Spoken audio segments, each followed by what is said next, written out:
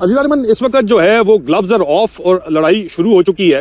हड्डी के लिए लड़ाई हो रही है। बिल्ली और चूहे का खेल बाकायदा तौर के ऊपर शुरू हो चुका है। और उस बिल्ली और चूहे के खेल में जिस तरह आपको पता है शरीफ और जरदारी जब आपस में अंदर लड़ते थे ना, तो वो तो कहते थे कि जनाब नवाज शरीफ कहता था मैं उसका पेट फाड़ दूंगा, जरदारी साहब उनको बातें सुनाते थे।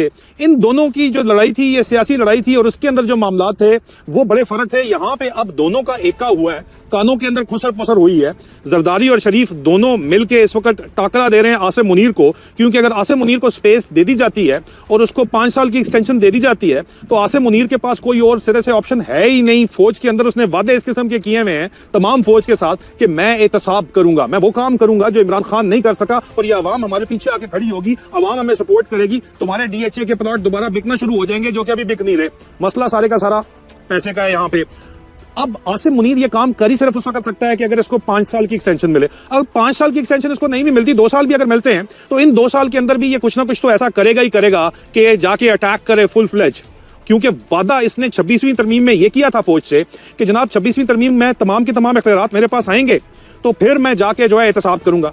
फिर 27वीं तरमीम में वादा किया कि पाकिस्तान के तमाम मसलों का हल ये है कि जनाब छोटे एडमिनिस्ट्रेटिव डिवीजन किए जाएं, नेशनल फाइनेंस का जो अवार्ड है वो पैसा सारे का सारा सूबों से वापस लिया जाए, हमारे सेंटर के कंट्रोल में हो और फिर हम सब कुछ ठीक कर देंगे जिस तरह SIFC ने सब कुछ ठीक किया। ठीक है, लेकिन अगले भाई वो बड़े पहुंचे हुए लोग हैं। अगर लोग बात करते हैं तो ISI वाले इल्ज़ाम तो बहुत लगाते हैं कि जनाब जरदारी साहब को CIA ने ट्रेन किया था 90s के अंदर, वो उस वक्त से उनके लिए काम कर रहे हैं। तो ये तो यहाँ पे बैज ऑफ ऑनर समझा जाता है। जनरल आसिम मलिक भी मेजरी के ज़माने से ही, lieutenant general Asim Malik DG ISI, उनको भी तो अमेरिका ने ही ट्रेन किया था। उनको किसने ट्रेन किया था? और वो भी अमेरिका का ही दम भरते यहाँ पे नजर आते हैं, बड़े क्लोज है वहाँ पे।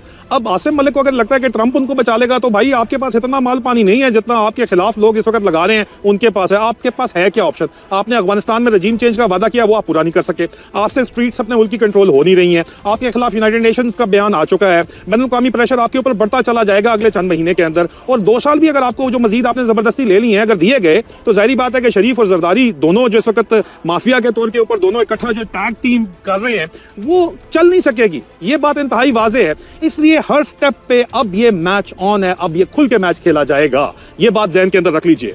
यहाँ पे बड़ा इंपॉर्टेंट है कि मैच ऑलरेडी किस तरह शुरू हो चुका है। अब देखिए कि 18वीं तरमीम को रोल बैक करने के लिए 28वीं तरमीम की तैयारी के लिए अस्करी टाउट्स के मुंह से बार बार बयान दिलवाए जा रहे हैं कि हम नया सूबा बनाएंगे, नए सूबे बनाएंगे। और उस सिलसिले के अंदर जनाब मियां आमिर साहब को भेजा गया कराची के अंदर एक नैरेटिव क्रिएट करने के लिए। पाकिस्तान का मीडिया वाज़े तौर के ऊपर इस वक्त लगता यह है कि लाहौर की हीरा मंडी बन चुका है तकरीबन, माजरत के साथ, लेकिन बहरहाल बात तो यही है। और वो काम जो उनको डिक्टेशन दी जाती है इश्तिहारों के लिए वो डिक्टेशन सुन रहे हैं।